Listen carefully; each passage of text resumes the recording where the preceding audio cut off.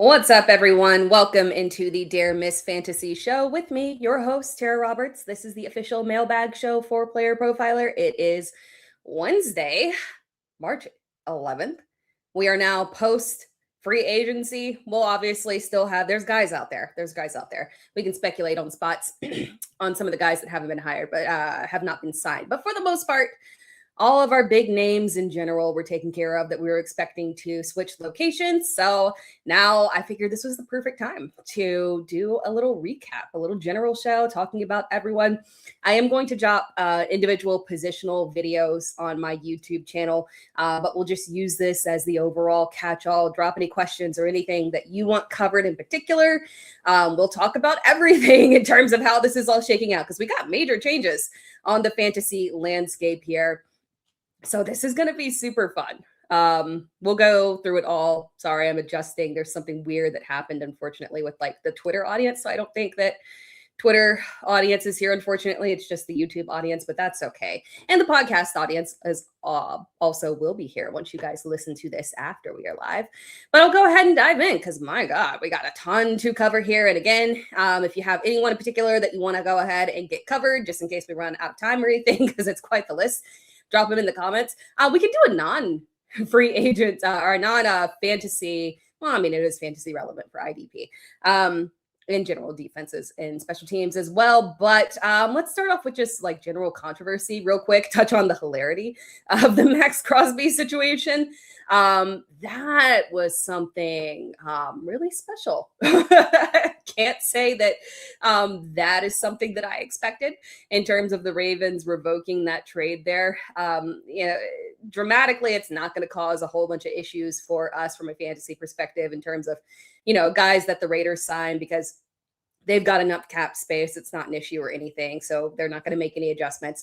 Obviously, we saw, additions in terms of not anything that was really focused on fantasy other than Jalen Naylor being added to their roster, but the addition of some key offensive line additions as well. So those are important to us and our Ashton Genty, but that was crazy. I cannot believe the Ravens have tried to justify it saying, no, we were going to sign both him and Trey Hendrickson. No, you weren't.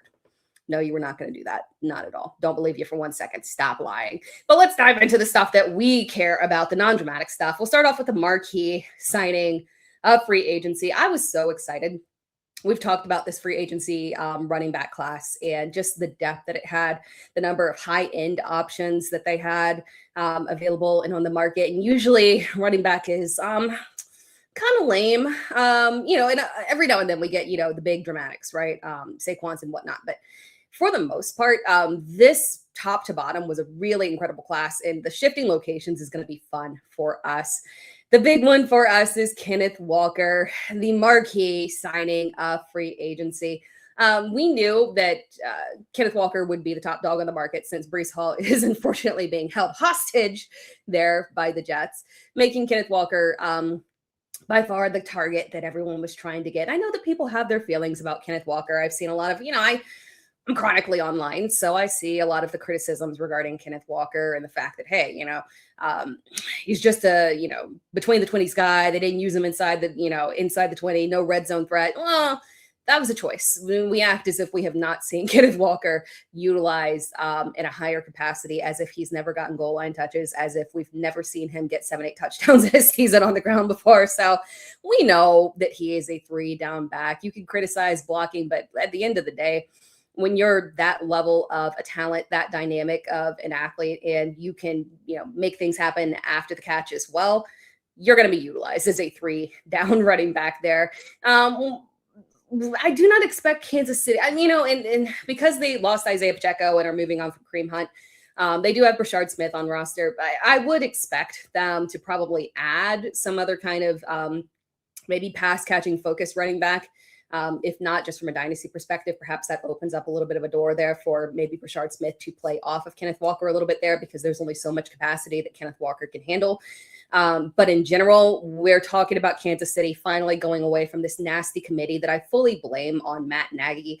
That's another aspect, in case you were having any kind of skepticisms about what Kenneth Walker will be able to achieve in this offense, and looking at the past couple of years and saying the run game has been ineffective. I do believe a lot of that had to do with Matt Nagy and his choices, unfortunately. And there's only so much choices that he has, right? Obviously, Andy Reid is really the offensive vision. But at the end of the day, the offensive coordinator is the offensive coordinator, right? And we saw the backfield be far more effective under Eric Bieniemy. He is back now. Thank goodness Matt Nagy is gone. We'll talk about Matt Nagy later, I assume, if we make it to talking about the Giants, whose offensive coordinator is now Matt Nagy, for reasons unbeknownst to me. But we will definitely talk about that, because we want to talk about, if we get 2 tight ends, obviously we want to talk about Isaiah Likely for sure and Matt Nagy. But when we're looking at this Kansas City run game here, it should have improvement under Eric Bieniemy. It'll be interesting what they do at offensive line, because obviously they've been making shifts there as well. But overall, this is a great opportunity. Some mild concerns that we don't want to raise it too high in terms of Kenneth Walker's ADP. Obviously, it's going to shoot up significantly. But some mild concerns to not like massively overreact to this is that we do have to remember that Patrick Mahomes will be coming off of a very serious injury. It's Patrick Mahomes, so we would expect him to be ready at the beginning of the season, but we'll have to pay attention to that timeline. But when Patrick Mahomes is healthy, and particularly last year, and it's not been as dramatic in years before, but really he has always enjoyed, been one of the quarterbacks that would be in the top 12 of, most fantasy points inside the 20. Right? He likes to call his own number, whether that is through the air via touchdown passes or running. He likes the ball in his hands and to be able to be the decision maker inside the red zone. So that does take away some of that natural opportunities for running backs in general. Last year in particular, he was the 3rd highest quarterback in average fantasy points per game in the red zone. But I would assume they want to get away from that. The way that he was calling his number, the increased running, it was a little aggressive, and especially coming off of an injury. I would expect it to be a little bit more balanced there, so that will benefit Kenneth Walker. But we just got to keep in mind that Patrick Mahomes loves to throw, especially inside the 20 there. So just something to keep in mind there. But overall, we're feeling really, really good about this situation for sure. Jumping into the comments here real quick. From Brad James. Oh, thank you. Have always loved seeing you pop up on other shows. Awesome you doing your own thing and providing great analysis. I appreciate that so much, Brad. Really, really, really do. Shout out to Brian. Ooh, guys, I have bad vision and I need to remove these contacts. Brian, Brian Ingram. Shout out to you in the chat. Shout out to Derek Lincoln in the chat. Oh, this is a good one. All right, we're going to address our first question. We're going to jump down from Kenneth Walker. We're going to stay on the running back train. We're going to jump down from Kenneth Walker. We'll talk about Travis Etienne and all of that. But JP Tay comment here in the YouTube chat. Caleb Johnson is now dead, Tara, but he is deep. He's a deep roster hold now until he gets a new team and a second chance. Kid is still young and talent is there. Yeah, don't bail out. I think I want to say, and I have not, if you've commented on my YouTube channel, I apologize. My head has been down and I did not reply to anything yesterday, but I want to say that I saw a comment of someone asking if Caleb Johnson was a drop. And no, we got to hold. You got to hold right now. I don't have any shares, thank goodness, but we got to hold right now, right? If you got him, you spent that late first on him, early second if you were lucky. But at the end of the day, you got to hold on right here because there's always a chance. And it is a new regime, so he will have the opportunity to prove himself. Obviously, Mike McCarthy would not have, been able to see Caleb Johnson in person in terms of a whole bunch of activity, right, to be able to make those evaluations. So it's possible that Caleb Johnson has work deeply on his pass blocking to become a complete back to where there's no question marks there. And he will get the opportunity to prove it to Mike McCarthy. But at the end of the day, if he hasn't done that, I don't feel good about it. So yeah, I feel bad for everyone that rosters Caleb Johnson, unfortunately, because I do think the Rico Dowdle signing is very specific because when you think about Rico, not a massive running back, right? But a true 3-down back, capable of doing everything. And Mike McCarthy loves an everything back. He likes a complete back and he likes Rico Dowdle. That is the guy who Rico was an undrafted free agent. Mike McCarthy signed him. Obviously, you'll see some people. I see some rogue comments. Again, I'm chronically online. If you see me looking off into the corner on the YouTube audience, I am occasionally looking at the ACC tournament where Cal is getting beat significantly by FSU. I do NCAA betting, and this game is critical to me. So, and we're heading into March Madness, so I'm sure you guys are all peeping and getting ready for that, because who doesn't love March Madness? Even if you haven't been paying attention to college basketball all year, you got to jump in there and get some brackets. But back to Pittsburgh there. Mike McCarthy, I've seen a couple, comments online saying it took him so long to, acknowledge that Rico Dowdle was the better back over Zeke. Well, yeah, but once he did, Mike McCarthy was very pleased with Rico Dowdle. Mike McCarthy is not also not the one that moved on from Rico Dowdle there. So when we're looking at it from that perspective, this is not a coincidental signing. Mike McCarthy signed him because Mike McCarthy likes Rico Dowdle. He's a complete back. He had plenty of receptions when he was in, I think in that year with the full season with Mike McCarthy. Oh, there were 2 full seasons, but the full season that Rico Dowdle was the starter, he had 39 receptions on 49 targets, 3 receiving touchdowns. So he is a complete back, and that is what Mike McCarthy prefers. We know that Jalen Warren is a complete back. If I'm looking at the two, they can both do everything, right? Which unfortunately is what puts Caleb Johnson in the doghouse and on the back burner of having to work his way back up, unfortunately. But if I'm having to guess what the split will be here, I would assume we get Rico Dowdle early down and goal line, and we get more of Jalen Warren, change of pace, but, third down receptions as well. But again, you got to remember, Mike McCarthy has zero problem using interchangeably. And so it won't be a split kind of role situation. I would expect very similar usage. We would see Rico on passing downs. We would see Jalen Warren on early downs. So obviously we've got to pay attention to kind of see if we can get some kind of indication of a split here. But yeah, we're gonna see these 2 running backs battling it out, and poor Caleb Johnson, dynasty shares are on the back burner. He's got to work on those, ask Ja'Cory Cross-Kimura, you got to work on that pass blocking. You got to have it, man. But when we're also looking at that situation in Pittsburgh in general, we can look back to the offense last year, but this is a completely different regime. Arthur Smith is gone. We're going to see an increase in pass volume here. We still have Aaron Rodgers, so check down should still be there. That should not be an issue. Perhaps with the increased pass volume and the way that Mike McCarthy just runs a more effective offense in general. Now, it's not perfect, right? He's had years where the offense was trash. But in general, he runs a more effective offense. So I think that we will end up seeing more usage from him pushing the pass, and we'll end up getting more goal line opportunities as well. So overall, I love this signing of Rico Dowdle. It's fun. On the Pittsburgh train there as well, not a free agency signing situation, but obviously prior to free agency, Pittsburgh moved on. We'll stay on the Pittsburgh track here real quick. And then we'll double back, and we got to talk about Michael Pittman. My God, we've got just a whole new regime and whole new team here in Pittsburgh to hopefully get Aaron Rodgers back so they don't have to mess around with rookie situations or second year trying to figure out if Will Howard's going to work or not. But also looking at Pittsburgh real quick, touching on Jonnu Smith getting let go. One thing that I did want to say is that just keep your eye and keep your hopes up for Pat Freiermuth. The thing about Mike McCarthy is that it's usually one tight end that he is focused on.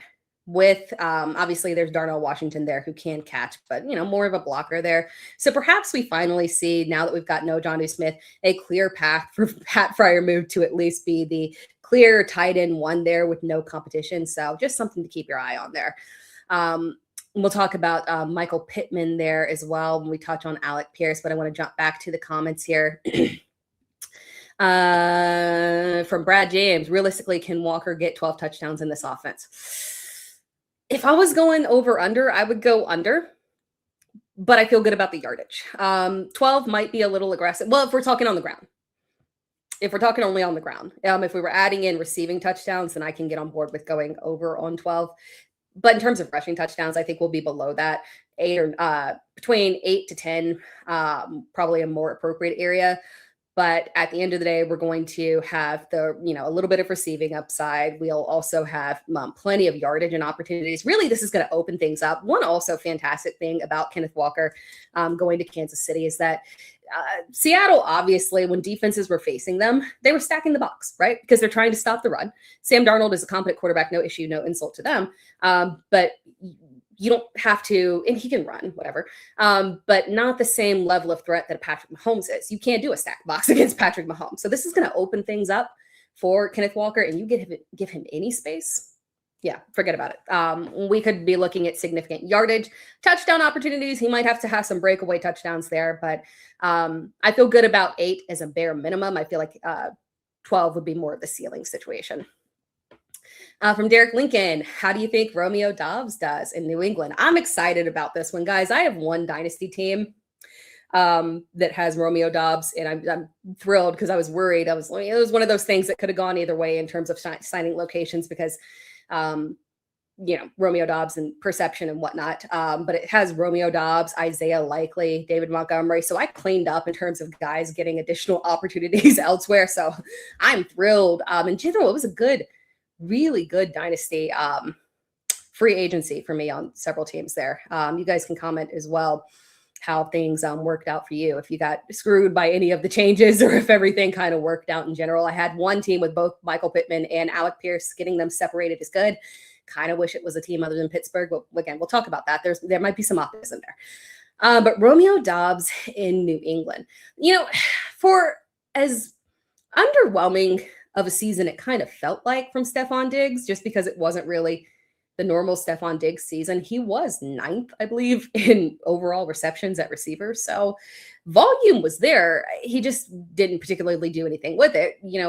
Yards after the catch is not a major issue for Romeo Doubs. I do feel like at this point, young Stephon Diggs, obviously more talented, but at this point in the career, you want to put your money on one of them. Yeah, I think Romeo Doubs can be an upgrade and capitalize on lost fantasy points than opportunities that Stephon Diggs could have had in that offense. Drake May, fantastic, highly efficient. I feel really good of all the landing spots that we could have gotten. Obviously, we do need to escape the draft still, but looking at where they're picking and just the evaluation of wide receiver class in general and the disappointment that we had from a lot of those guys that were slated to go late, kind of in that borderline, like late first round, early second, just kind of underwhelming, unfortunately, or looking a little sketchy at the combine.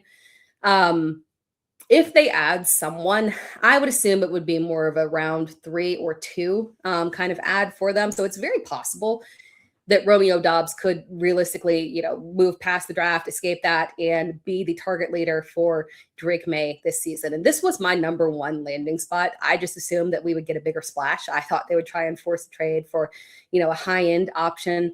But at the end of the day, I love this. I think he's very reliable. He should mesh very well with Drake May. Drake May loves highly reliable receivers. So then arguably Romeo Doubs was probably, and Matthew Golden did end up being exactly what we thought in terms of very solid with having great hands, but consistently the most reliable receiver for Green Bay was Romeo Doubs. So he should fit very well here. So I'm excited to see this. I'm excited that we could maybe finally get a Romeo Doubs breakout season. This one we definitely want to talk about for sure. Comment from JPT. In other news, Bashal Tootin got rid of Travis Etienne and the Jags only signed Chris Rodriguez today. Is it wheels up on Tootin? Please give me good news. I think so. And I do want us to be the one thing that I want to look out for, because I was actually just looking at this, right? We know exactly what Chris Rodriguez is. Goal line back, touchdowns, right? But if you go and you look at the red zone split between Bashal Tootin and Travis Etienne, and let me pull it up exactly because I was literally just writing this for my video. By the way, follow. I will be dropping videos with more details on these. I was just writing these notes for the video in terms of the split inside the red zone between Travis Etienne and Bashal Tootin. Bashal Tootin had 23 attempts inside the red zone and produced 4 touchdowns on that. All 4 of those touchdowns, very important for us to note, this is critical. All 4 of those touchdowns that he had inside the red zone were inside the 5, compared to Travis Etienne, who had 2 touchdowns inside the 5, I believe. So he had better success rate than Travis Etienne inside the 5. He also had 2 touchdowns in the red zone that produced 2 receptions in the red zone that produced 2 touchdowns as well. So while Chris Rodriguez is the more of the clear goal line back there, I would not put it past them to have Rodriguez more as the backup. And it's possible that we could get 3-down usage out of Bashal Tutin. The one thing that we have to watch out for is, I think, maybe not Chris Rodriguez, but watching out to see if on day 2 of the draft, if the Jags target a receiving back specifically. Because while Bashal Tutin can catch, that's not an issue. Pass blocking, right? And that preference there was clearly towards Travis Etienne. There weren't a lot of receptions for Bashal Tutin. So while it's a capability, I don't know if that trust is there. So we will find out in the draft. So right now we're feeling super good about it. I do think that he can have that goal line preference over Chris Rodriguez. So I wouldn't panic about that. What we need to watch out for is what they add as a receiving back and if there's going to be competition on that end. But other than that, this will be good. And I feel like although we have a lot of cult love for Bashal Tutin, I don't feel like his ADP is going to get gassed up that much. It'll get gassed up, but I don't think it'll be like if I'm it. And this is not going to be updated in real time. And because people are still updating their rankings, and I know I haven't updated mine as well. But the highest I see Bashal Tutin in someone's fantasy rankings right now is at in like Fantasy Pros ECR is RB20 or RB 18. That's not that bad, right? That would be basically going behind a guy like, Kyron Williams, Breece Hall, Kyron Williams, Javonte Williams, right in that Travis Etienne area. I would assume Travis Etienne will bounce up as people start to adjust their rankings.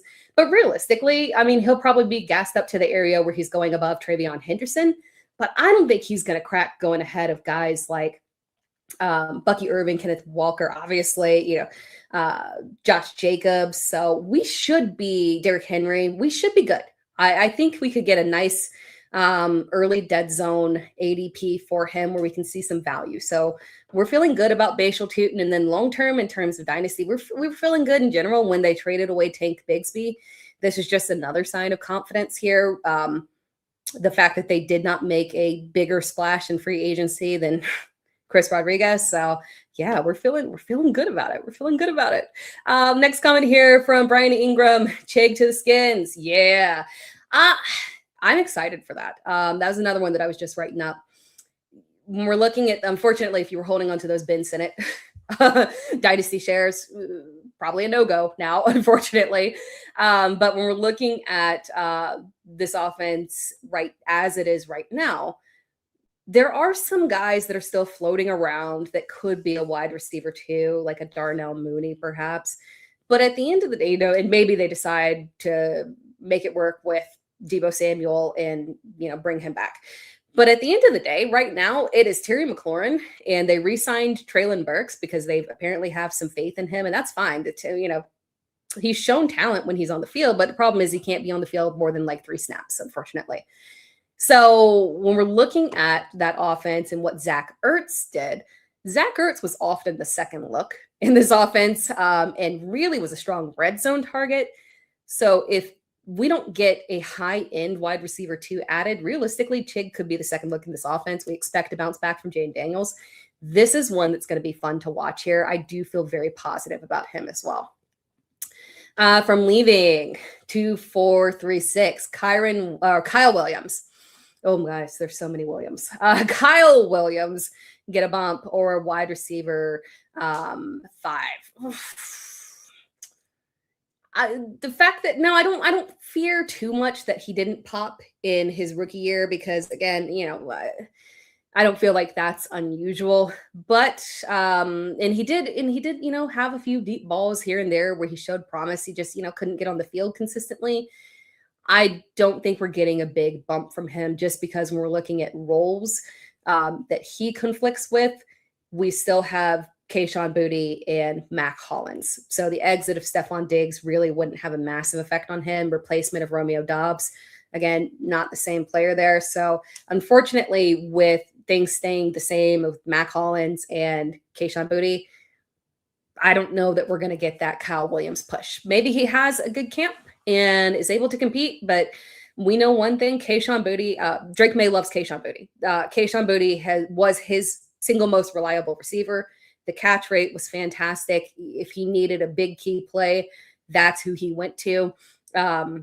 And we know that Mac Hollins has the love of the coaching staff, and he's fine, right? I'm sure he has the love of Drake May, but I think he has the love of the coaching staff in particular in the role that he plays. So I don't feel the bump there, unfortunately, for Kyle Williams.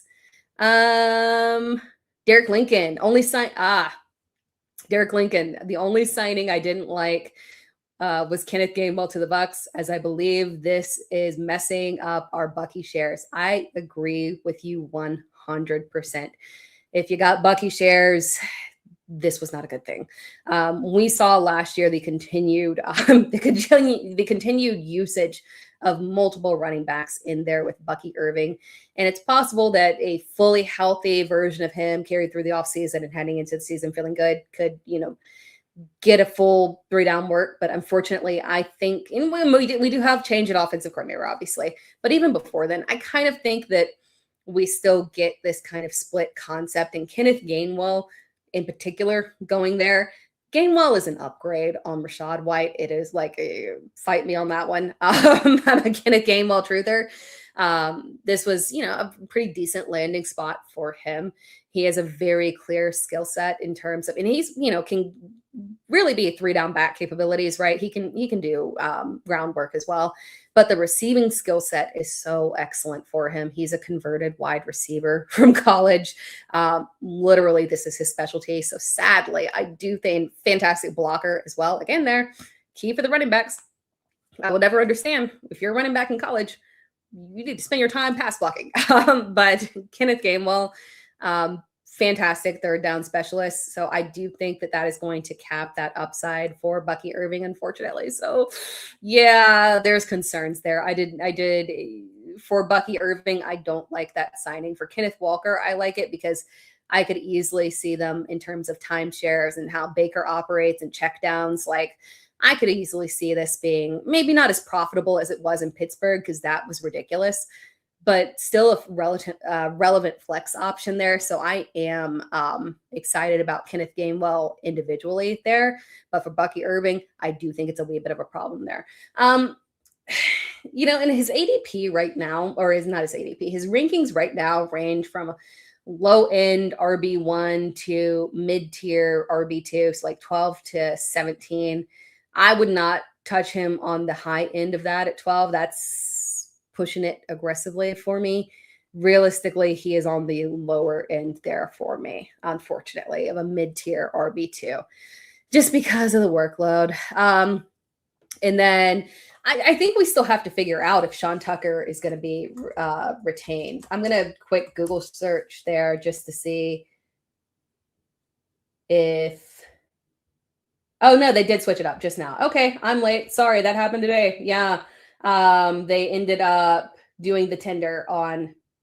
Yeah. Oh, no, they ended up doing the tender on Sean Tucker. That happened this afternoon. Yeah, that's unfortunate there. That doesn't help as well, because we know that Sean Tucker in the goal line work there that he can take from Bucky Irving. So we're in a rough place there, unfortunately, with that backfield. For Bucky Irving specifically, I will definitely be underweight in terms of shares on him, unfortunately. From JPT, are you surprised the Seahawks have not addressed running back? If Walker leaves and Charbonnet won't be full steam. Yeah, so I thought, and maybe they're working on this, because if you're thinking about Charbonnet, maybe a Rachaad White would play well off of them. So there's still options. I didn't think that they would go out there and spend top dollar, but a veteran running back, maybe, even like a Brian Robinson, right? A big veteran running back to kind of just hold them over until Charbonnet comes back, because I don't think there's any way that Charbonnet would realistically be available at the beginning of the season, probably looking more like a mid-season return.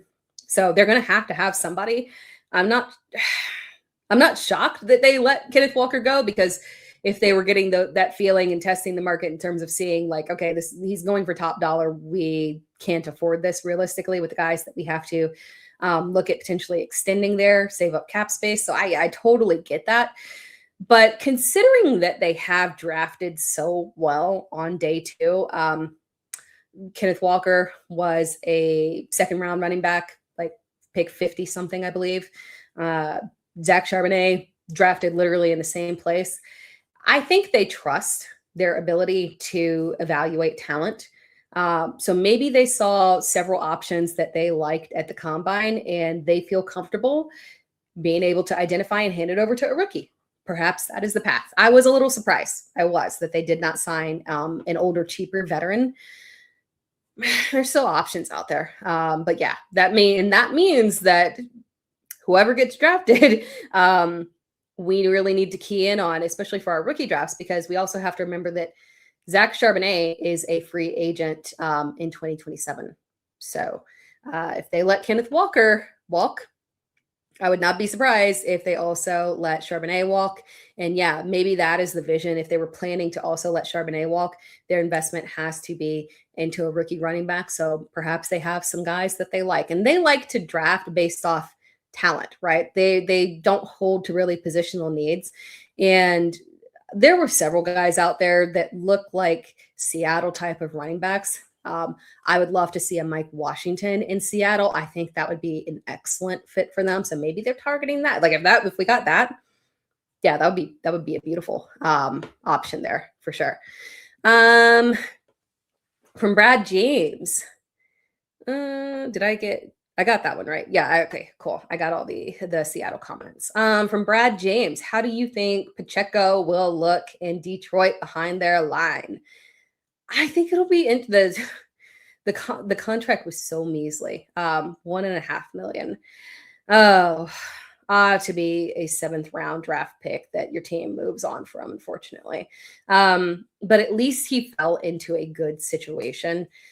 Detroit was probably the best that he could ask for. We knew he was not going to get signed as a 3-down back. So feeling good about the fact that he at least fell into a place where he has the ability to contribute in a specific role. So I think he can be fine. In this, I don't know if I believe that it was as much of an issue of him not being the same after the injury, or just Kansas City's weird preferences. Again, I blame a lot of that on Matt Nagy. So getting behind a better offensive line, getting behind, and I think Detroit will continue to upgrade their offensive line.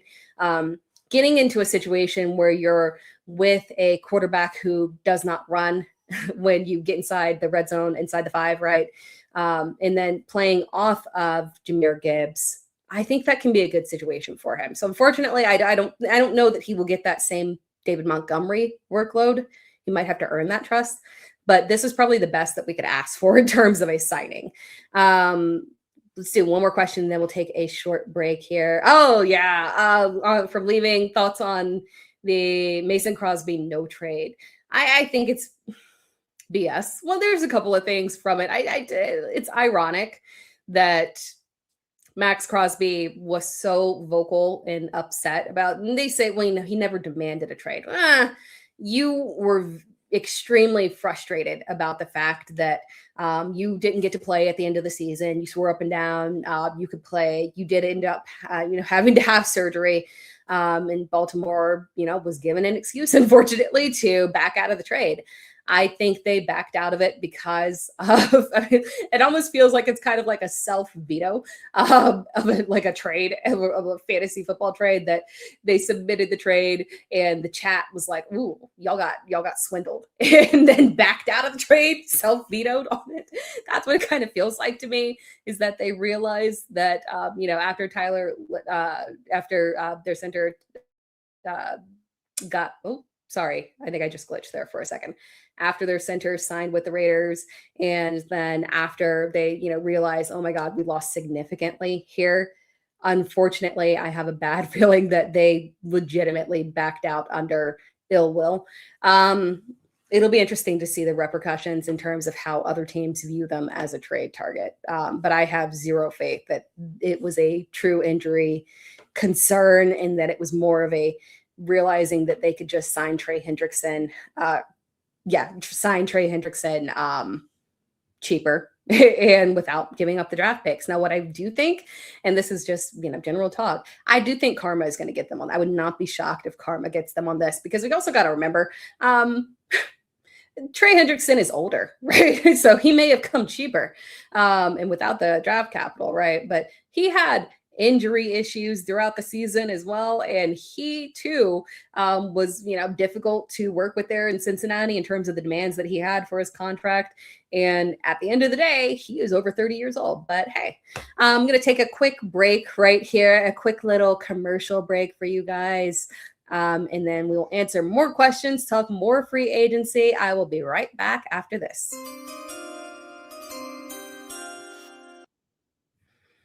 All right. If you play in Dynasty, you need Dynasty Deluxe, our premium package for Dynasty Leaguers. We rank over 300 players, updated every week, all year long. And there's a win now mode and a rebuild mode with Superflex and tight end premium controls. And a Dynasty League sync, where you can say, sync down all of my sleeper teams, all my FFPC teams, and then you can browse around your leagues for who has needs, and then you can use our trade finder to see what kinds of trades are happening in leagues that are similar to the one I want to do. Then you can analyze trades using our trade analyzer, which balances the lifetime value, which includes pick values out to like 2028. All of that, plus the rookie guide, $25 value, is included. So if you're just in one Dynasty League, Dynasty Deluxe is well worth it. And use your host's promo code, and you can bump up to all in and get $25 off. And we are back. All right. Moving on to the next question here from Greg Stalkup. With the running back signings the last few weeks, where do we see Jeremiah? Oh, I love this. Where do we see Jeremiah Love landing? I think somebody else had that comment as well. Yeah. Oh no, it was you coming again. Cool. So Jeremiah Love, and I think the reason why we saw such aggressive signings from Kansas City, who I did think regardless was going to end up signing a free agent running back, but from Kansas City and then New Orleans as well, is I think both of these teams ended up realizing that there was no way that Jeremiah Love was going to get to them. And the difference between Jeremiah Love and everybody else is so aggressive. And there's guys that I do like for sure. Again, I mentioned before, I'm a big Mike Washington fan. I think he could be I think he could be truly fantastic in a wide variety of places. That's the one there that is going to be at the right location, could really give us some massive bang for our fantasy buck there. But realistically, I think a lot of these teams realized after the combine that Jeremiah Love was not going to get past the Giants, probably, unfortunately. So which also tells you a lot about what they feel about Cam Scadaboo as well. Like he's a solid back, but at the end of the day, not a franchise back to the level that Jeremiah Love is. So we've heard a lot of smoke around Tennessee wanting them as well. They've got Pollard, they've got Tony Spears. Jeremiah Love is just so much better than both of those. And obviously Tony Pollard is, he's continuing to age up as well. We saw some life within Tony Pollard, and we haven't seen him released, which is peculiar because he was a potential cap cut there. And roster wise, maybe if they draft Jeremiah Love, they would end up trading Pollard or Tajay Spears there. But I do think that it's a realistic possibility that Tennessee is a landing spot, especially after they did not make a marquee big wide receiver signing. Perhaps, which perhaps could indicate that maybe they'd be looking at adding a wide receiver at that spot.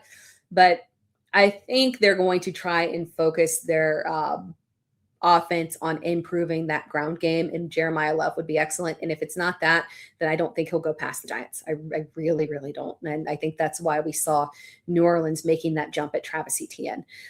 So that'll be fun. That'd be a nice little young offense there for both of them as well. If he went to either of those locations, I would be very much so on board with him as the lead back in either one of those locations, even though they're both sketchy situations. Obviously, we don't love Matt Nagy there in New York. Brian Dable, very interesting, obviously, as an offensive coordinator. I think he's perfectly fine. I trust him as an offensive coordinator. I got no issues with it. So I feel good about the direction that Tennessee is heading. Speaking of Tennessee, I do want to say that Wan'Dale Robinson signing was peculiar to me. Brian Dable bringing in multiple, he brought in Daniel Bellinger. Obviously, they're bringing in their guys. Robert Saleh is bringing in a couple of guys he's familiar with as well. But that was a weird one there. That one is a fantasy one that kind of, I liked a bunch of the signings, right? So this was not any kind of like, I don't have a lot of negative point of views of the free agency signings, but the one that really threw me and I don't love was Wan'Dale Robinson to Tennessee. I'm not a fan of that one just because we're looking at the receiving core of Calvin Ridley, who is a cut candidate, logically, probably moving on from him. He's aged out. There's realistically no reason why he should be on the team. Perhaps they're waiting for something, I don't know, but a strong cut candidate, aged out. I thought that they would move forward with Chimere Dike in the slot, Alec Ironmaner in the outside, and then add another receiver on the outside. Adding Wan'Dale Robinson was peculiar. Perhaps they are planning to move DK outside. He primarily played in the slot. Maybe they're going to move DK to the outside with Alec Ironmaner and have Wan'Dale in the slot. And maybe that's just it for them. But that's another reason why I think that Jeremiah Love might be the pick there. Because if you're looking at that offense and the young receivers, I don't understand why you would bring in Wan'Dale Robinson, then draft another receiver, and then potentially just not use DK or Ironmaner when both of them showed strong promise as rookies. So that also helps me lean towards maybe, Jordan Love being the pick there and not a receiver. From JPT, probably not fantasy relevant, but a feel-good story. John Mechie reunites with Bryce Young in Carolina today. Sneaky wide receiver 3 option behind Tet and Coker. That is a feel-good story for sure. We always love feel-good with John Mechie. He deserves the world for sure. I like that as a potential there. I thought that, he did the best that he could in terms of showing promise finally, because when he was he showed a little bit in Houston, but obviously they had multiple bodies that CJ Stroud had preferences for and the coaching staff had preferences for. And so he just really didn't get his chance to shine. He popped as much as you could in that destitute Jets offense. So I think he proved himself to be a very stable option.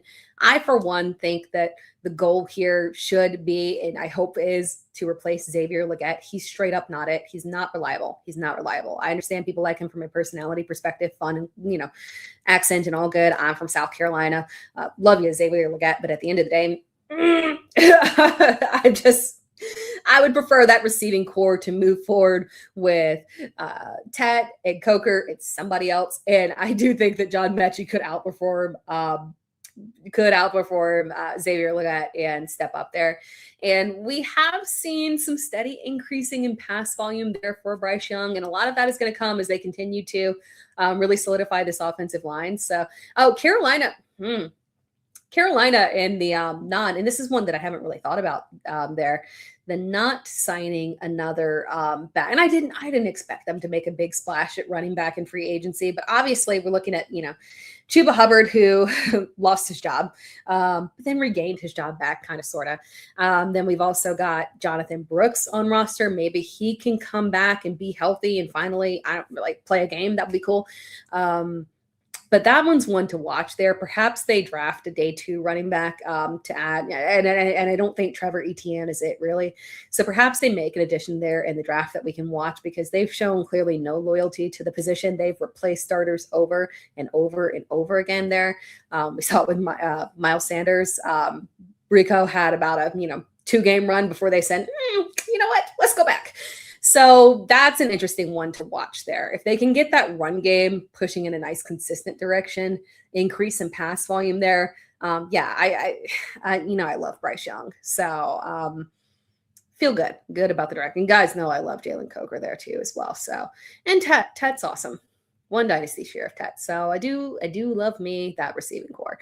From Miles Logan, what do you think about Tyler Algier in Arizona? Starter ? I fear he might be. We're looking at that Arizona backfield, that nasty backfield, which I did a short on my YouTube channel that I don't mind what Arizona is doing. It's a clear tank. They're going to have Jacoby Brissett start, which I love. You guys know I love Jacoby Brissett. And the offense that they had last year, that was chef's kiss. Wonderful. So I'm so excited to see a full season of Jacoby Brissett, Trey McBride, Marvin Harrison Jr., Michael Wilson. I like Marvin Harrison Jr. for a bounce back here. So it's going to be a good tank right there. They're going to get that first overall pick for sure. But it's going to be fun for a fantasy process for us to get there because they're just going to be pushing volume and just getting beat like a drum, playing from behind. So that's all good.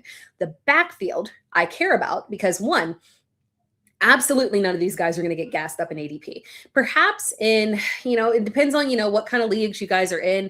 If a lot of your league mates aren't really tapped in, perhaps they see James Conner's name and they think, oh, automatic RB1. We know that's going to, that's not a guarantee there, right? I think that we're looking at a very aged back who got injured very early on and played literally 3 games. And in the 3 games that we saw with him and Trey Benson, it was a committee. So there was not a stranglehold on that backfield. Benson had the receiving work on that end. I don't think they're tied to either one of these guys. Tyler Algier, apples to apples at this point in his career compared to the other running backs at this point in their career, I think he's the better back. So I will back him as the starter there. Hopefully, we can get a nice ADP discount because even if Arizona flat out comes out and says that's going to be our starter, even if they do that, and we've got a new coaching regime, so we can't judge them based off what they did last year in terms of being sketchy about telling us who the starter would be. But even if they don't, outright come out and say it, and even if they do outright come and say it, I don't think we're going to get Tyler Algier's ADP gassed up there. So my money is on Algier just being the better back overall. We've seen him operate as a 3-down back. He put up low-end RB1 numbers for sure when he had that responsibility for that little short period of time. So I trust it. We know he's highly trustworthy at the goal line, pass blocker, totally good, reliable hands, good 3-down back there. So that's where I would place my money for sure. Sadly, I don't think there, maybe there's a chance for Trey Benson. I just think, we'd be holding out to unrealistic optimism there, unfortunately. I don't know that at this point in his career, James Conner can make it through a season, unfortunately. So Algier is our guy for sure. Leading says Titans could still bet on Ridley. Could still bet. Very funny. Titans could still bet on Ridley. Yeah, Ridley is the weirdest case of the oldest. He was such an old rookie, so old. And there's not a lot of mileage on him because he had an injury season where he tore his ACL. Then he had the gambling season where he got suspended. So he really doesn't. If you're looking at, like, you compare him to a Cooper Kupp got work, right? Calvin Ridley, not a ton of utilization right there, but the legs are no longer fresh. They're gone. Yeah, they gotta move on there. From Lending Wells, K9, aka K Trey. If healthy, we'll have over 15 touchdowns. Who else is going to do it? Yeah, I don't think, the only one else is, Patrick Mahomes, depending on how healthy he is. And I think we should probably lean towards him decreasing the running coming off of the injury, but honestly, you kind of never know with him. This will be interesting to see. That's the only concern, is just that even if he isn't running, increased passes at the goal line. But again, those can very well be checkdowns to Kenneth Walker. So if I were doing like the total touchdowns with receiving and running, I feel, we can get towards there. Rushing touchdowns, I don't know. But again, we'll have to see how mobile Patrick Mahomes is. From Leaving. Evans for the 49ers when they could have Doubs for similar money. I think fit-wise, Evans and the 49ers makes more sense. When we're looking at the 49ers and the fact that they have, so first of all, they love to have receivers play all over the place versus and pass catchers too. We'll include the tight ends. They love to have their pass catchers all over the place rather than having the traditional slot, right? You can go back and you look at their snap counts and there's no on a normal offense, you see, who was I talking about earlier? Chimray. If you look at the Titans offense, Chimray was in the slot 60% of the time, right? If you look at the 40, and most offenses are like that. You got someone in the slot a significant amount of time. But the 49ers like to switch people around a lot. So you're not going to see someone popping like that. So I thought that them signing a big guy like Mike Evans does logistically make sense.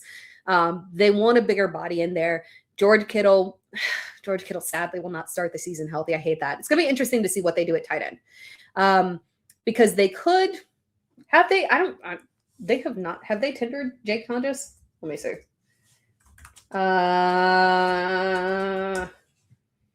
Have they? Last I checked, they had not. Did they? They did. Oh, wait, that just happened. Wait, no. Yeah. Okay, that happened right before the show. Jake Tonjes did get signed to the contract. Cool. They did tender him. Yes? Yeah. Okay. All right, so cool. They tendered Jake Tonjes. Perfect. So, and which also means they still could draft a running. There's such a good location for a one of those young tight end. Oh God, I mean, can you imagine? Kenyon City could make it to them. Yeah, can you imagine Kenyon City? Can you imagine Eli Stowers? Like, there are some good options there for them. But ultimately, I don't know if they'll go that direction because maybe they still believe that Kittle has, maybe they still have optimism around Kittle. We're all talking about a much older tight end coming off of an Achilles injury.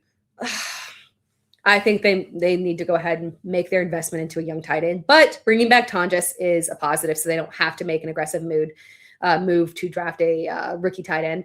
But Evans will help alleviate some of that George Kittle usage because of his size as well. So I think it's a good fit. And if he's out there being a big bully, right, being the Mike Evans big bully that he is, that can open up things for Ricky Pearsall as well to play a role that is more suited to him. So I like the fit for Evans there. Doubs is cool, right? Obviously, I love Romeo Doubs. I'm a Packers fan. But at the end of the day, fit wise, if Evans can stay healthy, that's the big key there. If he can stay healthy, he really is a perfect fit for that offense. So I like it a lot. It'll be interesting to see how quickly that.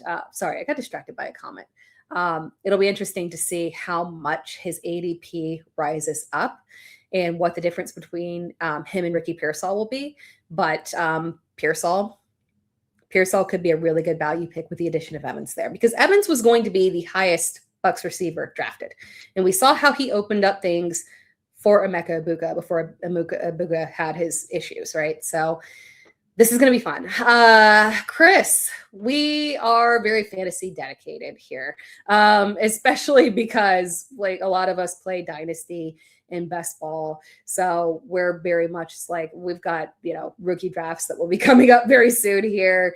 And even if you don't play Dynasty, we like to be ahead of the game because really, if you don't play Dynasty or best ball, tapping in the off season is so critical for redraft because those little key nuances of knowing how these pieces are going to be fit together, rather than just kind of pulling it together in August, it really does help out. So I always encourage tapping in to, even if you don't play Dynasty, tapping in the off season so that you can get the inside scoop on what these off-season moves, especially free agency, what these off-season moves are really going to affect. And then also the rookies are so key, because a lot of rookies will get hyped up in training camp because they'll be on the field as the equal amount as everybody else.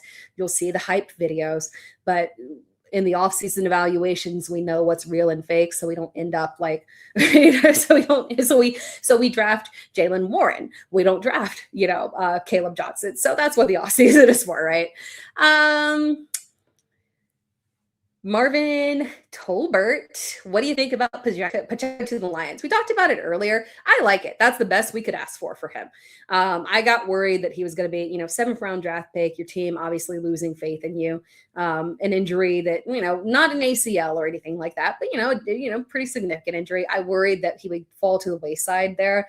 And this landing spot was about the best we could ask for because there is only so much workload that Jahmyr Gibbs can handle. And while obviously it's Jahmyr Gibbs to the moon, Pacheco can play off of him in terms of providing some of that goal line relief and early short yardage relief there. So if he can win some favoritism there, and obviously, you know, we've got a new offensive coordinator here in Drew Petzing, who I'm excited to see. I'm very excited to see what Drew Petzing does with this offense, for sure. It's, you know, obviously his work with Trey McBride in terms of pushing volume to McBride. We could see a bounce back for Sam Laporta. Pushing pass volume has been no issue.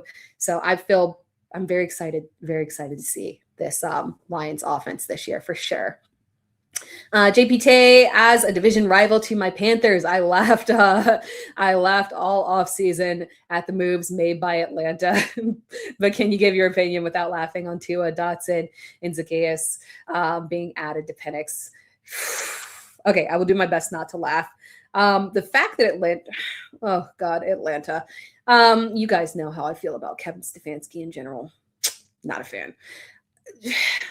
This is such a weird situation because, unfortunately, I do think that Tua is a Kevin Stefanski type of guy. Like, if you look, and Kevin Stefanski doesn't appear to like much in general, but apparently he loved Dylan Gabriel, right? And when you look at Tua in general, I feel like Tua could profile as a Kevin Stefanski kind of guy. So I would not be shocked if we get a quarterback battle here, right? And if I'm talking about a practice field and Tua Tagovailoa versus Michael Penix, I think Tua would outperform him on a practice field, right? Under pressure, probably about the same. But on a practice field, I think Tua will outperform him. So I would not be shocked if Tua pushes him for the starting job at the very least. Maybe they take, and granted, this is a new regime with no loyalty to Michael Penix. Maybe they take the approach of letting Penix start off the season with a very short leash, and we see Tua at some point when Penix fails. Mind you, the same injury concerns, right? At least, Tua has actually made it through a season, right? Penix has not. So that's one thing to note as well. So I don't want any kind of I could not look at either one of them from even a QB2 perspective. Like in Superflex, I will not be touching Tua. I will not be touching Penix. I'm excited for Jahan Dotson to get an opportunity to be a wide receiver too, right? Because he did look, obviously his time in Washington was not what we wanted it to be. He did look better in Philadelphia. But obviously you're not competing with A.J. Brown and Devontae Smith. So this will be an opportunity for him to step up and solidify as the wide receiver too. All you got to compete with is Olamide Zacchaeus. Okay, not a big deal. But unfortunately, in a Kevin Stefanski offense, because of how tight end heavy he is one, in terms of target share to tight ends, Kevin Stefanski has been consistently as a head coach one of the top of the league. And it doesn't matter who it's been, right? It was Austin Hooper. It was David Njoku. It was Harold Fannin Jr. I mean, Harrison Bryant got a little run in there. There were some others too. He likes tight ends and he will push volume. I think that he is going to be obsessed with Kyle Pitts. I fear for Drake London. He's clear wide receiver 1, right? But if you're talking about an offense where obviously Bijan gets his, and then we'll have, a minimum of 20% target share to Kyle Pitts. That might be undersell. I think that's probably underselling it. I don't want to be I don't want to oversell it, but I got a bad feeling that it's going to be egregious. And so I fear that Drake London might be overdrafted to no fault of his own, just to the fault of Kevin Stefanski. So unfortunately, the wide receiver 2, Jahan Dotson or Olamide Zacchaeus, probably not going to get a lot of burn, and I hate that. I hope he can pull it off and become the clear wide receiver 2, for the sake of a dynasty share or 2. But unfortunately, Kevin Stefanski offense. Oh God, guys, it makes me ill. I don't have my feelings on that one. Marvin Tolbert, thoughts on David Montgomery to the Texans? We were saved on that one. If Monty had stayed in Detroit, he would have had to take a pay cut, right? But which he's such a nice guy, very agreeable. He might have done that, no problem, right? If Monty had stayed in Detroit, we saw a clear shift in Monty being phased out of the offense and them pushing and prioritizing Gibbs. And I think that's less about. I've seen a couple of comments here saying, "Oh, Monty's close to retirement." No, they came into the season telling us that they were going to feature Jahmyr Gibbs more, and that is factually what we saw, and it just continued to grow as the season went on. So I don't think, and like if you look at it statistically, there was no Monty losing a step kind of situation. There was no issue there. They just started moving forward with prioritizing Jahmyr Gibbs in the offense, as they should. He's Jahmyr Gibbs, right? So I think we got saved on this one. I feel so happy about David Montgomery going to the Texans. The Texans, for everything we know about them, I knew that they were going to have a new veteran running back. I thought that they were going to make a big splash signing in free agency, but they saw an opportunity, a cheaper opportunity there, and they took it. Well, not cheap, right? They had to pay in terms of draft capital, but they saw an opportunity there to get a more cost-effective option there in David Montgomery, and they took it. I love Woody Marks. And he could, potentially contribute on third downs, but I would not be shocked if this is just the David Montgomery show. We obviously have seen, when Joe Mixon was in Cincinnati, and I don't think I believe that Joe was a little bit, maybe like slightly younger when he was traded to the Texans, but not that much different there. But we had seen what we thought was like, Joe being kind of like, is Joe maybe falling off a little bit in Cincinnati? They had zero problem giving him full workload there. So I expect the same thing with David Montgomery. I would not expect them to make an investment in terms of a day two running back or anything like that. So I feel good about this. I feel good. We'll get let's see. When we look at rankings, I assume it hasn't been, at rankings right now, and this makes sense. And there's some people that haven't updated, but we're checking in around RB 26. That's reasonable. So it'd be a nice low end RB2 option that we know is going to get good run in an offense that will provide goal line opportunities. And we got to see the investments that they make at offensive line. Hopefully they make some big draft investments there for sure. They have to make some big draft investments for sure, but they know that it would be irresponsible for them not to do that. So I assume that we are going to get an improved offensive line there, because how can you move forward with CJ Stroud behind that offensive line, right? So I feel good about this one. I feel good. But again, we need the offensive line to be adjusted there. We'll do some more. Let's see. We'll do some more questions here, and then we'll close things out. Ibuka, wide receiver 1 in Tampa. Yeah, it's possible. Although it's weird. I mean, he was sometimes outperformed by Jalen McMillan there at the end of the season. So, and Tampa Bay, I would not be shocked if they made an investment at wide receiver, but they do like Jalen McMillan. So perhaps they move with Ibuka, Godwin, and McMillan and feel good about rolling with that, especially since they added Kenneth Gainwell as a very strong pass catcher. So, he could be the wide receiver 1. It is disturbing how he disappeared in the back half of the season. That was disturbing. We're hoping that we are not seeing some kind of Brian Thomas Jr. thing, be a pop early and then poof, you're gone. But Chris Godwin is clearly, I feel like, and granted, we do have to remember that Godwin was coming off of an injury, coming in mid-season. So kind of looking at Godwin, it's entirely possible that he comes back fresher this year, more removed from his injury, right? Because we had that surprise second surgery in the middle of the season, or finding out like in draft season, he had a second surgery. That was a shock to us. So maybe he comes in fresher, but at the end of the day, he's on the decline, right? So Emeka Ibuka as the wide receiver 1 does make a ton of sense there for sure. Let's see here. Brian Ingram can love fall to 7. I don't think he makes it past the Giants. I think when you look at John Harbaugh and how he was reaping the benefits of a very strong running back, I find it hard to believe that they're going to risk it and chance it with hoping that Cam Scatterbo comes back. So I just don't think he makes it past 5. The second he ran that 4.37, I was like, sold. I appreciate that he got out there at the combine. Shout out to the high end draft picks that got out there and put up numbers at the combine there.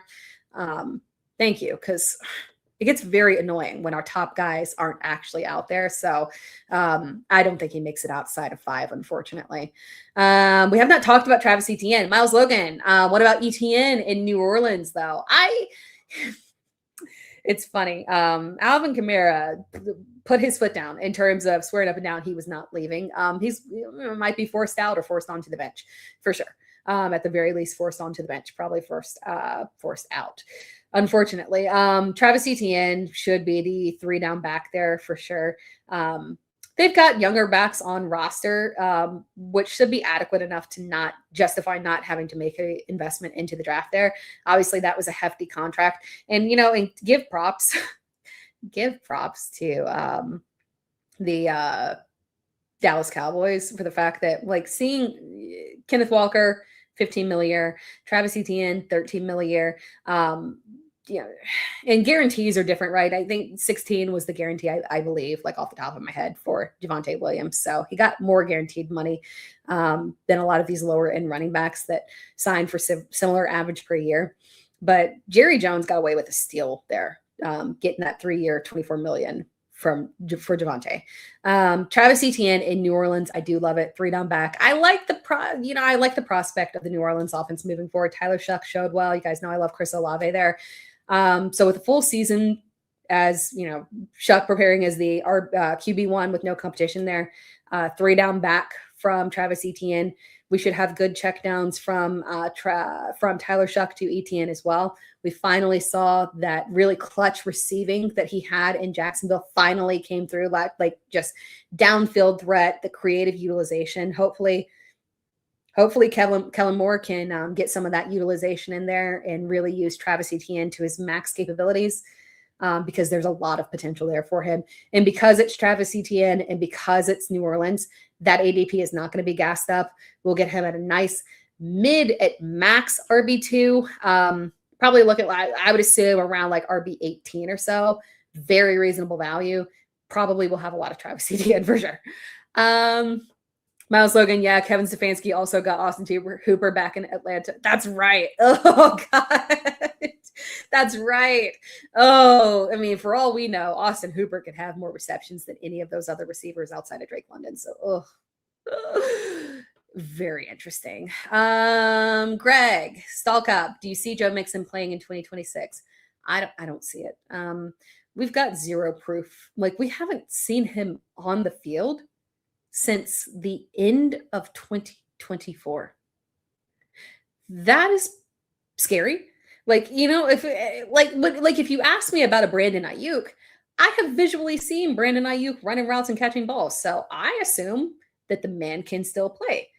If you ask me about Joe Mixon, I have not seen this man in a legitimate nearly a year and a half on the field. We're pushing it here. So I unfortunately don't think that it's going to happen. One day we'll find out what happened to his foot. Maybe, or maybe it's one of the grand mysteries of life. What happened to Joe Mixon's foot? We'll never know. From Brother Pickle, do you think do you think the Seahawks, who do you think the Seahawks are going to get at running back to replace K9? Depending on what kind of rumors we have coming out about where the running backs outside of Jeremiah Love are going, because we had most mock drafts had Jadarian Price going at the end of the first. For me, the combine it didn't show anything special to where, and obviously the combine is not the end all be all, but we needed to see a little bit more, because obviously we know there were some things that you were not able to showcase because of who you shared a backfield with in college. And unfortunately he didn't showcase the way that we wanted to, in my opinion. So I think he's a fine round 2 back, but I would not expect him to go in the first now, in my opinion. Jeremiah Love might be our only one. My sneaky person that I love and feels like a super Seattle back is Mike Washington. I think they will draft. They'll probably have to sign someone in free agency. They did keep George Holani, but that's not someone that can hold them over while Zach Charbonnet is recovering, because we don't expect him to start the season healthy. They need to add a veteran running back. I think, maybe perhaps a player like, maybe that's where Rashad White finds a home, because at least he could then, play well off of Zach Charbonnet when he does end up being able to play. But otherwise, I think that we will see them invest in a running back in the draft. Pretty significant day 2 pick, in my opinion, just because. And then granted, well, I say day 2 pick. Honestly, maybe they go with their first, right? Because that's essentially, close to a, day 2 pick. So I would not be shocked if they took a running back there as well, but more so they like those round 2 running backs. So, and they could always trade up. So yeah, I think we'll need to key in and pay attention to the ones that they draft. That might be our little diamond that's going to pop. From JPT, honest thoughts on the deals handed out to Alec Pierce and Daniel Jones. Yeah, it feels like a lot of investment to unproven guys overall, especially shipping Pittman off. Feels a little odd of a move. They felt very passionately about Alec Pierce, and apparently Alec Pierce felt very passionately about them and Daniel Jones. Daniel Jones apparently was a major reason why he stayed. He turned down better offers from other teams. I don't understand it, but perhaps he built. Now, granted, Daniel Jones was supplying perfect deep balls to him, so I totally get it. They were on point, and he was coming down with them. So I understand why he would have an extreme preference for Daniel Jones. But baby, anyone can throw you a deep ball anywhere else. You trying to tell me that Drake May can't throw you a deep ball? I don't really get that. But Daniel Jones is a likable dude as well. So perhaps he really did love him and just wanted to stay with him.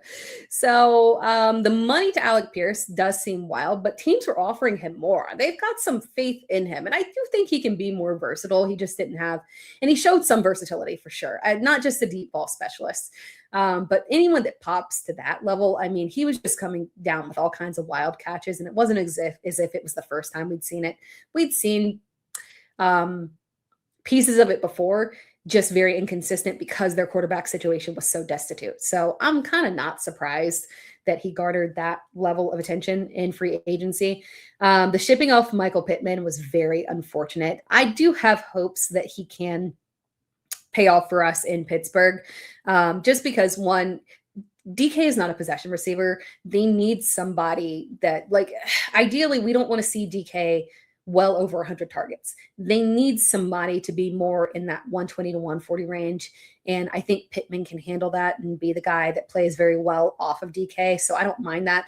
Just the quarterback situation sucks in terms of, we'll get Aaron Rodgers back, but what is the future there, right? But yeah, Aaron Rodgers should love a guy like Michael Pittman. Highly reliable, good routes. This is like a highly dependable guy is what Aaron Rodgers is obsessed with. That was his whole beef with every other wide receiver outside of DK on the field. So he'll finally get a guy that is a strong possession receiver that he can fall in love with. So we could get still a very strong season from Michael Pittman there. But yeah, it was a little aggressive. The Daniel Jones was probably more than he deserved, right? But given the fact that there was no other quarterback situation that could have worked for them, they probably weren't going to be able to grab a Kyler Murray or something like that, right? Because of the level of competition that they have on their team. I mean, even, third string quarterback really showed upside. So I get why they did it. They should have just left him with the tender and made him play on that, because I don't think anyone was competing on that. They should have just played him on that. What was it, $37 million? So yeah, it was definitely an overpay. They handed out more than they should, but that's their guy. From Lynn Wells, if available, would Amon-Ra and Fantasy Crush Jared Goff be a good stack? For sure. I think we should see a little bit more stability. And Jared Goff is one of my favorite high-end QB2s, right? Late round, or not late, but, one of the guys that you can rely on to just consistently have volume. And yeah, there's some down games, but for the most part, the touchdowns are coming. So I'm 100% okay with that, especially with, the positive direction that I think they're heading with Drew Petzing at coordinator. From Cruisin' Shaker. Wasn't sure if you talked about Evans to the 49ers. What's the fantasy outlook for Evans this season? So his ADP or his ranking was kind of like right outside of wide receiver 2 when he was still in Tampa Bay. Assuming that he was going to be in Tampa Bay in the season, we were drafting him in what should have been like a low end wide receiver 2, highest of the Bucks. So I think we should see that kind of similar translation go over to the 49ers, especially because we have a more Love Baker, but a more stable quarterback system situation over there with Brock Purdy and the 49ers. So I think we'll still get good value on it. I think our value, again, I did talk about it a little bit earlier. I think our value is going to come in potentially getting a nice discount on Ricky Pearsall and him really opening up with all of the attentions that Evans is going to draw. And I like Evans for the fact that, again, we're not going to have Kittle. The 49ers are keeping Jake Tonjes.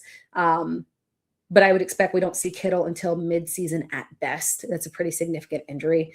And they're pretty cautious about bringing guys back in general. So Evans is going to have an opportunity to kind of help out there from that big bodied perspective. So I love Evans to the 49ers. Perfect fit for the offense. We're drafting him outside of the top 24. We don't want to get like ahead of ourselves. Like if he starts to slip into like top 24 territory, we need to pump the brakes on that because he is older and unfortunately he has not made it through a full season in 2 seasons. So we got to be careful on that. But as a flex option, wide receiver 3, we can feel good about it for sure. So I love it as a fit for sure. From Brother Bickle, as a Seahawks fan and a Notre Dame fan, selfishly, I want Price, even if it is an overpay. They could still, and granted, the pick is not, with those, late Super Bowl winner picks at the end, you never know. They can go either way in terms of potentially looking at drafting him that high. From Mitch. Should I be excited for Bashal Tutin on my dynasty team? Yes. We talked about it earlier. We're feeling very positive about Bashal Tutin, very promising. We're feeling happy. We got to watch out. The thing that we got to look out for is we don't need to be worried about Chris Rodriguez because Bashal Tutin was successful at the goal line. We need to be concerned about watching on the draft day 2 to see if they draft one of those pass catching running backs. Because there are some specialists there for sure. So, if they draft one of those, like a Nicholas Singleton, there's guys that they could draft for sure and play off of Bashal Tutin. But I think our chances of getting Bashal Tutin season, they might be here. From Bucko Beamer. Wow, thank you. Welcome back. Do you think Malik will ball in Miami? I think he's got first of all, he's got a coach that knows him. That's fantastic. Knows him, obviously, has seen him live and in action, feels good about him. They've got rapport, even though obviously he's a defensive coordinator. He still know Malik Willis, and obviously Matt LaFleur clearly speaks very highly of him. And he's got great weapons there. I think the one thing that we like here is that he should be the clear starter all season. I don't think it's going to divulge into that kind of like Justin Fields situation where he fails so miserably and loses the job, halfway through the season.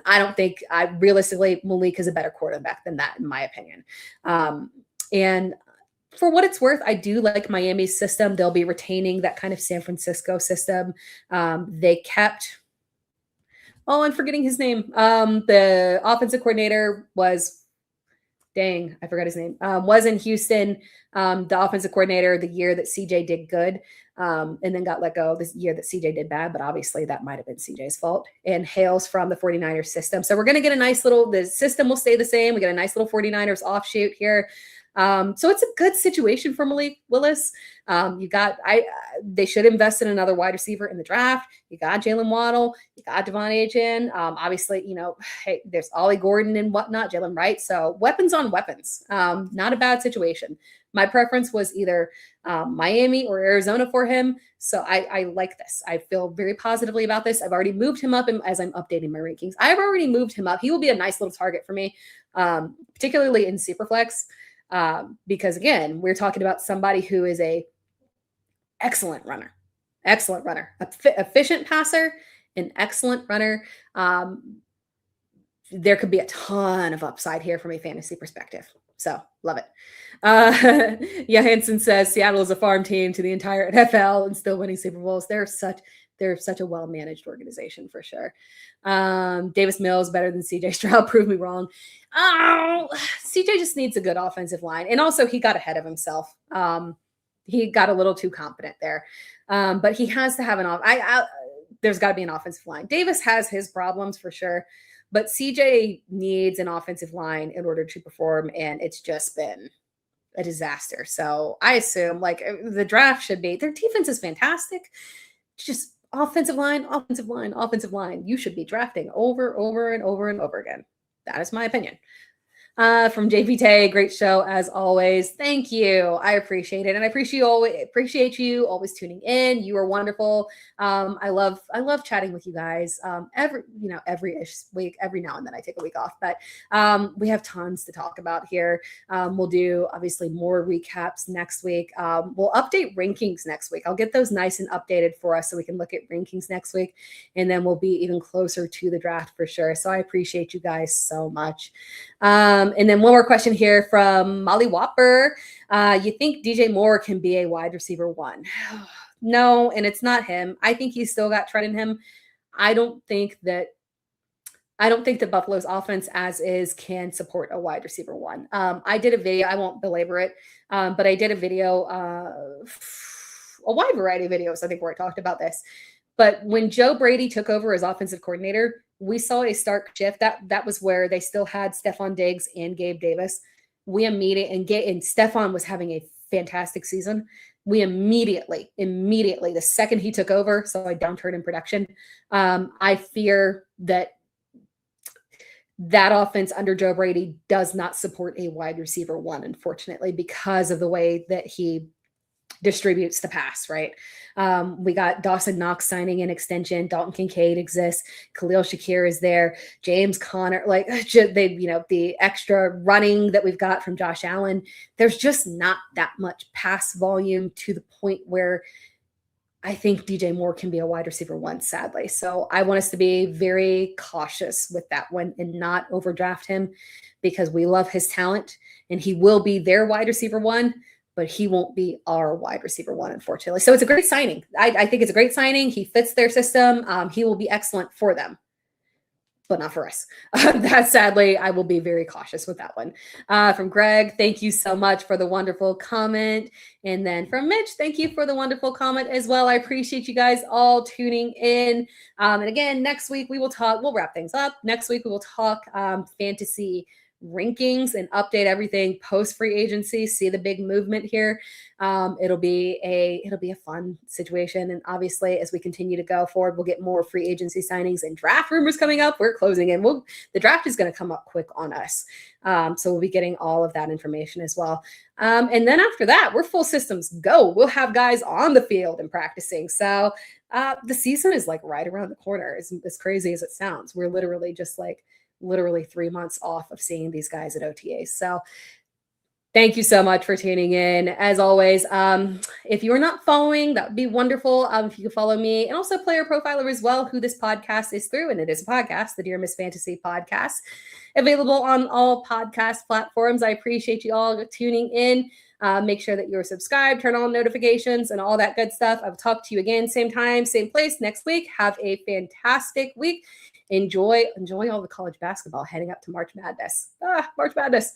Draft is closing in. It's going to start rolling, guys. So stay tuned. Talk to you all next week.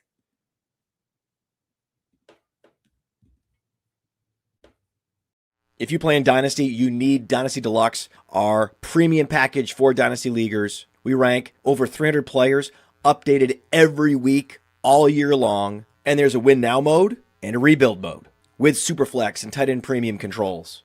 And a Dynasty League sync where you can say, sync down all of my sleeper teams, all my FFPC teams. And then you can browse around your leagues for who has needs. And then you can use our trade finder to see what kinds of trades are happening in leagues that are similar to the one I want to do. Then you can analyze trades using our trade analyzer, which balances the lifetime value, which includes pick values out to like 2028. All of that plus the rookie guide, $25 value is included. So if you're just in one Dynasty League, Dynasty Deluxe is well worth it. And use your host's promo code, and you can bump up to All In and get $25 off.